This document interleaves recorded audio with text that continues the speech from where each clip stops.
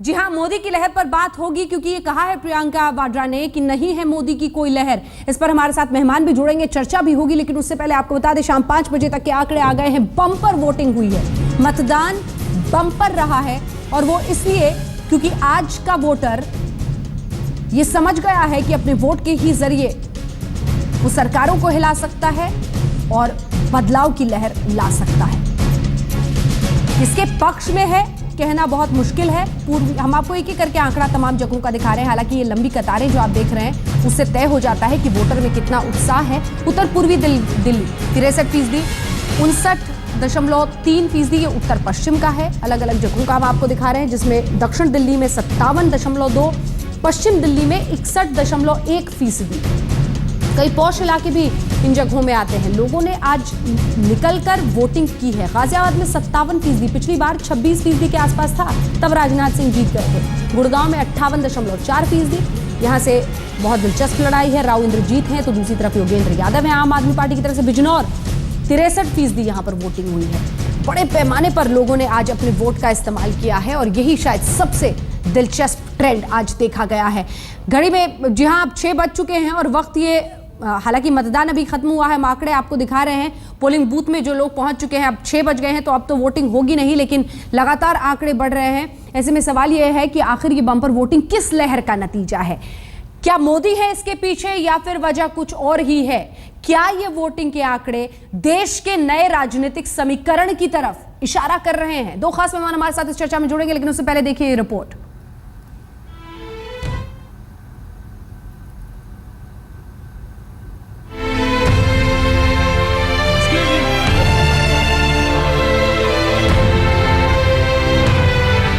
महाचुनाव का महाचरण और महाचरण में बम्पर मतदान। तीसरे चरण की 91 सीटों के मतदान के आंकड़ों ने सबको हैरान कर दिया है। क्या दिल्ली, क्या यूपी, क्या हरियाणा, हर तरफ रिकॉर्ड वोट पड़े हैं। सवाल उठता है कि आखिर इतनी बम्पर वोटिंग किस ओर इशारा कर रही है? बीजेपी का दावा है कि यह वोटिंग मोदी की लहर का नतीजा है,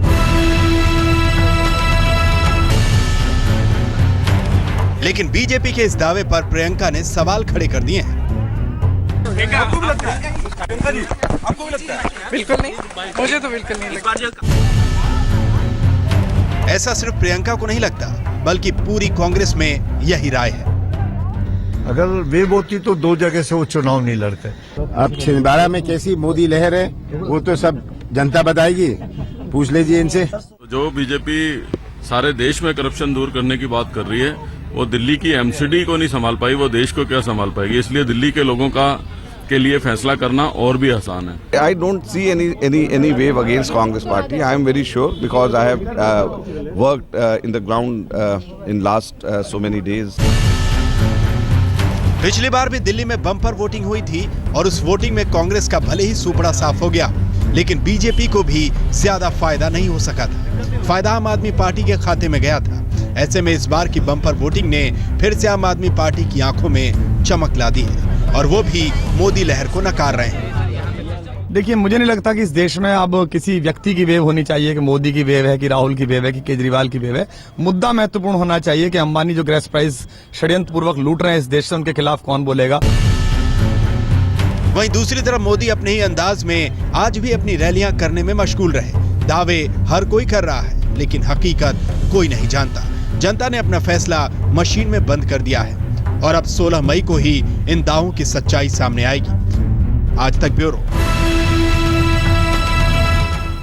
आइए रुक करते हैं। अखिलेश प्रताप सिंह कांग्रेस पार्टी के नेता हमारे साथ जुड़ गए हैं। श्रीकांत शर्मा भारतीय जनता पार्टी का पक्ष रखने के लिए हमारे साथ जुड़ गए हैं। सीधे इन दोनों का रुक करते हैं। सबसे पहले अखिलेश जी, आपके पास आते हुए, ये हर जगह जो पहुंचकर मोदी मोदी के नारे लग रहे हैं, इसमें भी आपको कोई लहर नहीं दिखाई दे रही? नारे लगने क्या है, और हमारे नेताओं के नारे नहीं लग रहे हैं क्या है? उसके बाद आप लहर बता रही हैं। लहर यदि होता, देखिए पहले जो मैंने आपका पैकेज देखा वोटिंग परसेंटेज का, ये तो पिछले 5-6 वर्षों से आप जो भी चुनाव देखें, चाहे असेंबली का हो, परसेंटेज ऑफ वोटिंग बढ़ता जा रहा है। जनता जागरूक हो रही है, हर कोई जिम्मेदारी अपने निभा रहे हैं। लोकतंत्र की बहुत अच्छी ये लक्षण है। अखिलेश जी, दूसरा जो आपने प्रश्न किया, हाँ, अगर इनको लगता, आपने कहा कि हमारे नेताओं के नारे नहीं लगते क्या? अखिलेश जी, राहुल के नारे कहां कहां सुने? जवाब ले लें। अब आपको नहीं सुनाई देता होगा। हम तो जो आपकी तो आप मर्जी है ना, आपसे जो आप पूछ रहे हैं दिखाएं, सर, हम कितना आप बोल रहे हैं, आप कितना दिखाएंगे वो आपकी मर्जी है। आप इतना गुस्सा क्यों रहे आज अब आप अखिलेश अगर जी? ऐसा कह देंगे कि राहुल गांधी के नारे नहीं लग रहे हैं, तो ये भी तो एक आश्चर्यजनक चीज है। अखिलेश हो जी, सकता है आप आपके नजर गुस्सा में क्यों नारे रहे उनके हैं? ना लगते हो। अरे अखिलेश जी, हम तो बड़े स्वाभाविक भाव से आपसे सवाल पूछ रहे हैं, आप गुस्साए चले जा रहे हैं। हम तो आपसे पूछ रहे मैं हैं उसका सर, जवाब बताइए दे ना, रहा हूँ, मैंने गुस्सा रहा हूँ। कहाँ पर आपने सबसे मैंने ज्यादा गुस्सा रहा सुना हूँ। है, जरा बता दीजिए हमें। मैं बार बार आप कुछ क्या पूछा आपने, क्या सबसे ज्यादा बार सुना? आपने जहां पर राहुल राहुल राहुल ही चाहिए ऐसे नारे सुने हो, ऐसी कुछ जगह बता दीजिए हमें। अब ये इसका कोई पैमाना नहीं है, कहाँ नहीं हुआ है, और आपको नहीं दिखता है तो हम दूसरा चैनल भी आप देख लिया करें, दिख जाया करेगा, हमसे मत ना पूछें। कोई यदि ये कहता है कि राहुल गांधी की पूछ नहीं है, राहुल गांधी के नारे नहीं लगते हैं, तो हम उसके ऊपर एक तरह से आप कहिए कि बस हम शुभकामनाएं आपसे और सवाल पूछ सद्भावनाएं रहे उसको हैं, हम आप प्रेषित कर आरोप सकते दे हैं। रहे हैं। हम आपसे सवाल पूछ रहे हैं, आप नहीं, आरोप नहीं, लगा ये रहे कोई हैं। जवाब नहीं है। अब आप इसके बाद ये पूछे कि राहुल गांधी को पहचानता कौन है? अगर मोदी की हवा होती तो कल तक मैनिफेस्टो रिलीज करने के पहले तक जो बीजेपी अपने मोदी के गवर्नेंस और डेवलपमेंट के एजेंडे की बात करती थी, वो मोदी के एजेंडे कम्युनल इश्यूज पे क्यों गए? ये कौन बताएगा? वो मोदी जो अपने आप को लहर बताते हैं, वो मोदी अपनी उस विधानसभा की सीट छोड़ करके जहां से मुख्यमंत्री गुजरात की सरकार ने बनाया, गुजरात की जनता ने बनाया है, वो अपनी उस विधानसभा वाली लोकसभा छोड़ करके दूसरे और सुरक्षित स्थान पे क्यों गए? अब आपने वो मुद्दे मोदी की जो बात की ना? करप्शन की और तमाम ठीक चीजों है, की बात करते ठीक है, हैं, बिल्कुल, वो बिल्कुल। माननीय मोदी जी बिल्कुल ये मुद्दे की बात हुई, हालांकि उसका जवाब आपने नहीं दिया, लेकिन श्रीकांत शर्मा जी जो सवाल वो उठा रहे हैं वो बेहद लाजमी है। नहीं, आप और चैनलों को देख लिया करें तो आपको दिख जाएगा। अखिलेश जी, अखिलेश जी क्या बोल रहे हैं आप कैसी बात कर रहे हैं? सवाल आपसे कुछ पूछा जा रहा है, बेवजह की बात पर जा रहे हैं। अखिलेश जी, बहस का एक पैमाना होना चाहिए। ये जो बीमारी लग गई है ना कि आप सवाल पूछने वाले को शूट द मैसेंजर, ये ठीक नहीं है। ये भी कह देंगे कि राहुल जी के नारे नहीं लगे। आपसे हमने पूछा, आप ऐसी जगह बताइए ना जहां पर वर्चस्व सबसे ज्यादा दिख रहा है, जहां पर जन सैलाब के नारे लगा रहा है। बताइए, आप बताइए ना जब उनके नारे कहाँ लगे बताएं आप, हम क्यों पूछें? ये कोई प्रश्न होता है? आप कांग्रेस ये भी के कोई नेता हैं, सवाल आप है? आपसे ये सवाल भी नहीं कोई पूछ पॉसिबिलिटी सकते। है? क्या बात कर रहे हैं आप? हम कभी ये नहीं कहते कि मोदी के नारे नहीं श्रीकांत लगे, शर्मा जी, क्योंकि जो श्रीकांत लीडर शर्मा जी उसके जो नारे मुद्दे उसकी वो रैली उठा रहे हैं वो में बेहद महत्वपूर्ण है, क्योंकि एक नहीं कई ऐसी वजहों से ये सवाल उठता है कि अगर मोदी लहर वाकई है तो फिर मोदी जी को दो जगहों से लड़ने की जरूरत क्यों? नंबर 1। उसके अलावा ये भी है, एक सेकंड अखिलेश जी, आऊंगी आपके पास, अपने टर्न का इंतजार कीजिए। जी नहीं, अब आपको रुकना पड़ेगा सर, आपकी बात सुन ली हमने, आपकी बात सुन ली सर। श्रीकांत शर्मा जी क्यों आखिरी फेज में ऐसे वक्त पर वोटिंग के एंड पहले ध्रुवीकरण करने की कोशिश की गई अमित शाह जैसे तमाम नेताओं की तरफ से? ये दो ऐसे बुनियादी सवाल हैं जो बेहद महत्वपूर्ण है और जो ये बताते हैं कि मोदी लहर से भरोसा डगमगाता हुआ दिखा क्या वोटिंग के पहले? अंजना जी, बहुत अच्छा सवाल आपने पूछा था कि राहुल जी के नारे कहाँ लग रहे हैं। राहुल जी के नारे देश की पब्लिक के बीच में नहीं थे, जनता के बीच में नहीं थे, राज्यों में नहीं थे। हाँ, कांग्रेस के आसपास, कांग्रेस के कैबिनेट में जरूर राहुल गांधी के नारे लग रहे थे और 2 साल से कांग्रेसी बराबर नारे लगा रहे थे कि राहुल को लाओ, राहुल को लाओ, राहुल लाओ, देश बचाओ। लेकिन जैसे ही भारतीय जनता पार्टी ने श्रीमान नरेंद्र भाई मोदी को देश का प्रधानमंत्री पद का उम्मीदवार तय किया, उसके तुरंत बाद कांग्रेस में हलचल होगी कि राहुल को बचाओ, राहुल को बचाओ, राहुल को बचाओ। श्रीकांत जी, मैंने आपसे क्या सवाल पूछा? आपके सवाल का जवाब दे रहा हूं मैं, आपके सवाल का जवाब दे रहा हूं। मोदी जी की लोकप्रियता आप अच्छे से जानती हैं, आप पूरे देश में, आपके कैमरा, आपकी टीम, पूरे देश भर में देश का मिजाज आप अच्छे से जान रहे हैं। 5 लाख, 6 लाख, 7 लाख, 10 लाख तक की रैलियां श्री नरेंद्र भाई मोदी ने पूरे देश भर में की हैं। ये देश का मिजाज है। देश का मिजाज अब बन चुका है कि कांग्रेस हटाओ, सुशासन लाओ। श्रीकांत शर्मा जी, तीसरी बार आपके पास आते हुए मेरे सवाल का जवाब दीजिए। मैंने जो 2 बातें रखी जो अखिलेश जी कह रहे हैं उसका जवाब दीजिए। अगर वाकई मोदी लहर इतनी तेज है तो डगमगाता हुआ विश्वास क्यों दिखा? क्यों आखिरी वक्त पर ध्रुवीकरण करने की कोशिश की अमित शाह सरीखे नेताओं ने? दूसरी बात, स्वाभिमान पर वोट दो, विकास नहीं, यानी आपका विश्वास डगमगाया और 2 सीटों से लड़ना, इस पर जवाब। देखिए, हमारा विश्वास अटूट है, देश की जनता में हमारा भरोसा है। जहां तक देश की सबसे बड़ी कम्युनल पार्टी अगर हम पर कम्युनल होने का आरोप लगाती है तो इसका जवाब देश की जनता देगी। हम लोग पूरी तरह से आश्वस्त करते हैं देश की जनता को कि हम देश की जनता के विकास में विश्वास करते हैं, सुशासन में विश्वास करते हैं। और जहाँ तक आप सांप्रदायिकता की बात कर रही हैं, चुनाव आयोग से हम अपील करते हैं कि कानून तरीके से बिना किसी दबाव में चुनाव आयोग काम करे। सबसे पहले एफआईआर सोनिया गांधी के खिलाफ करे, मुलायम सिंह यादव के खिलाफ करे, और जिस व्यक्ति ने इस देश की सेना को वोट के लिए बांटा है उस व्यक्ति को जेल की सलाखों में डाले। न्याय रूप से होना चाहिए। और आपके कांग्रेस के आरोप लगाने से कोई आरोप नहीं हो जाता। अमित शाह का टेप, अमित शाह जी का टेप आपके पास है, आपके कैमरे में है, आप उसको चलाइए।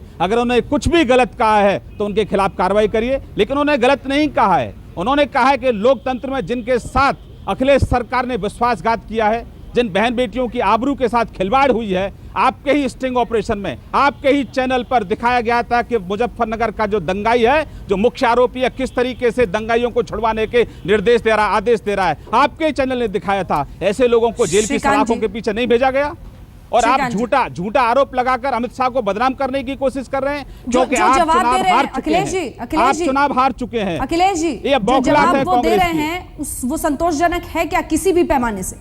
देखिए, कांग्रेस कभी संतुष्ट नहीं हो सकती। 2014 के बाद कांग्रेस आपने मेरी आवाज को म्यूट कर दिया, आप बोलने लगे, तो यही आपका अधिकार है, आपने कर दिया, ठीक है, आप जो चाहे वो कर सकते हैं। लेकिन ये अपने जब करेंगे, देखिए बीजेपी का क्या है, ये तानाशाहियों की पार्टी है, इन्हें लोकतंत्र में व्यवस्था नहीं है। जो ये कहते हैं वो संविधान से ऊपर है, कानून से ऊपर है। अगर इनका कोई नेता बोलता कुछ भी बोल दे, वो फूल झड़ते हैं, वो सद्भाव है, वो परस्पर सहयोग है, वो आपस का भाईचारा है। दूसरा कोई बोलेगा, भले वो कुछ भी बोले, हम नहीं अमित शाह पे नहीं जा रहे हैं उस व्यक्ति की तारीफ करने कि क्या कहे जिसको सुप्रीम कोर्ट ने तड़ी पार किया हो और उस व्यक्ति को अपना प्रदेश का, एक इतने बड़े प्रदेश का इंचार्ज बनाया हो। वो भाजपा किस मुंह से बात कर रही है?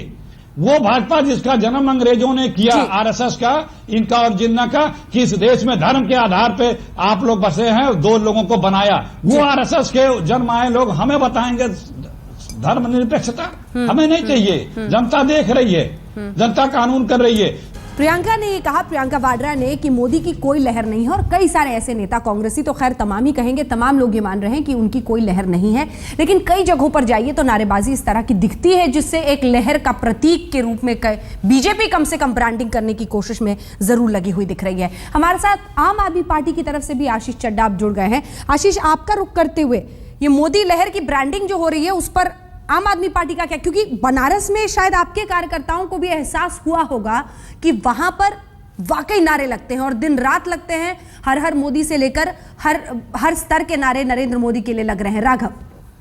हाँ, राघव चड्डा मेरा नाम है। जी राघव जी, जहाँ तक इस वेव का सवाल है कि एक हवा चल रही है मोदी जी की, मेरा ऐसा मानना है कि ये हवा एक मैन्युफैक्चर्ड हवा है, एक पंखा है जो जिससे हवा ये निकाली जा रही है। लोगों को बोला जा रहा है कि जी हवा चल रही है, हवा चल रही है, आप बीजेपी की सत्ता आने वाली है, सरकार बनने वाली है। ये केवल और केवल एक मैन्युफैक्चर्ड चीज़ है। यदि ऐसी बात होती तो मोदी जी 2 सीटों से नहीं लड़ते। ऐसी बात होती तो ऐसे क्षेत्र से, वाराणसी जैसे धर्मस्थल से नहीं लड़ते वो चुनाव। और ऐसी चीज़ होती तो इतनी जो भाजपा के अंदर इतना डिसेंट है, टिकटों को लेके बंटवारा है, झगड़ा है, ये सब नहीं होता। तो मेरा ऐसा मानना है कि ये जो वेव है, ये केवल ओपिनियन पोल्स जो आजकल हमने रिसेंटली देखा खरीदे बेचे जाते हैं उसमें दर्शाई जा रही है, या कुछ ऐसे राज्यों में जहाँ पे अपने कार्यकर्ता भेजकर टीवी कैमरा के सामने मोदी जी के नारे लगाए जाते हैं, वहीं देखी जाती है। यदि आप ग्राउंड लेवल पे उतर के देखें, लोगों से इंटरैक्ट करें और पूरी की पूरी 543 लोकसभा क्षेत्र में जाइए तो आपको पता लगेगा कि नरेंद्र मोदी जी की कहीं भी लहर नहीं है। अच्छा, यहाँ तक कि मैं ये कहूँगा कि बीजेपी खुद लगभग 200 से 220 कॉन्स्टिट्यूएंसीज में तो फाइट ही नहीं करती है अपने नाम पे, किसी और के नाम पे करती है। और मैं इतने राज्यों के आपको नाम गिनवा सकता हूँ, चाहे तमिलनाडु हो, केरला हो, पूरा नॉर्थ ईस्ट हो, जहाँ पे इन बीजेपी का नामो निशान ही नहीं है। और जो 4-5 राज्य हैं, चाहे महाराष्ट्र हो, बिहार हो, झारखंड हो, यूपी हो, वहाँ पे वो गठबंधन से आगे बढ़ पाते हैं। तो बीजेपी का अपना अस्तित्व आप ये कह ही नहीं सकते कि ऑल इंडिया बेसिस पे है, तो लहर का सवाल ही नहीं उठता। श्रीकांत जी, जवाब दीजिए। देखिए, जो आपके प्रवक्ता प्रवचन दे रहे हैं, इनके लोग ये नकार चुके हैं और हर दिन आप देख रही हैं कि किस तरीके से इनके लोग इनके बारे में जानकारी दे रहे हैं। हाँ, ये लोग दिल्ली की जनता को, खासतौर से केजरीवाल, नौजवान लोगों को गुमराह करने में सफल हुए थे, लेकिन बहुत जल्दी इनका नकाब उतर गया और लोग अब इनको नकारना शुरू कर दिया है। अब ये सीरियस प्लेयर नहीं है, कांग्रेस की बी टीम है, कांग्रेस बचाओ अभियान के लिए केजरीवाल पूरे देश भर में घूम रहे हैं। लेकिन अंजना जी, मैं अपने कांग्रेस के मित्र का जवाब देना चाहता हूं, जो बहुत लंबा प्रवचन सांप्रदायिकता पर कर रहे थे। ये वो लोग हैं जो सुशासन के प्रतीक नरेंद्र भाई मोदी को मौत का सौदागर कहते हैं, आदमखोर कहते हैं। अभी भी जो हारे हुए सेनापति हैं राहुल के, वो बेनी प्रसाद वर्मा, उनकी शब्दावली आप देखें, शब्दकोश में ऐसी कोई गाली नहीं है जो नरेंद्र भाई मोदी को वो नहीं दे रहे हैं। और ये टीवी पर बैठकर ऐसे प्रवचन करते हैं कि इनसे बड़ा हरिश्चंद्र कोई नहीं है। यही है दोहरा चरित्र कांग्रेस का। श्रीकांत जी, खूनी पंजा किसने कहा था? किसी व्यक्ति को मैं बात कर रहा हूं, आप नरेंद्र मोदी जी। मैं आपको बता देती हूँ सर, नहीं, खूनी पंजा इसलिए मैं बताता हूँ ना, नरेंद्र मोदी जी ने कहा था। तो भाषा पर तो क्या क्या बातें करी।